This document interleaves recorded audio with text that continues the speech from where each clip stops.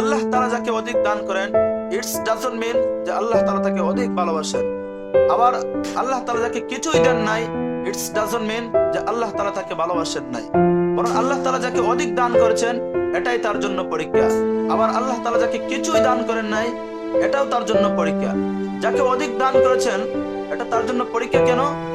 কারণ আল্লাহ তাআলা দেখতে চান যে আমার বান্দা আমার দেওয়া ধন সম্পদ, অর্থবিত্ত, টাকা পয়সা, এইসব নিয়ামত রাজি পাওয়ার পর সে এইসব কোন রাস্তায় ব্যয় করে। আবার যাকে কিছুই দেন নাই ওই ব্যক্তিকে আল্লাহ তাআলা দেখতে চান যে আমার বান্দা কোনো কিছু না পাওয়ার পরেও আমার জিকির আদায় করে কিনা, আমার শুকর আদায় করে কিনা। বলেন সুবহানাল্লাহ।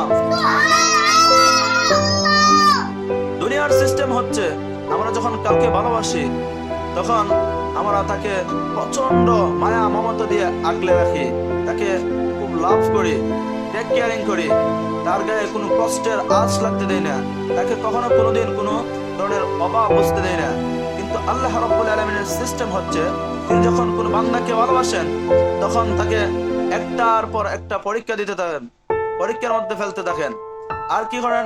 অভাবের মধ্যে ফেলে দেন, যাতে করে বান্দা একটার পর একটা পরীক্ষা দিয়া তার জান্নাতের মাকামটা আরো হাই লেভেলে নিয়ে পৌঁছে যেতে পারে।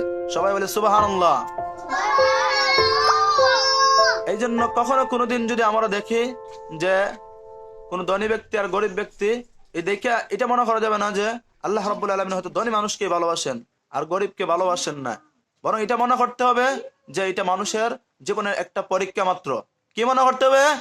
পরীক্ষা মাত্র।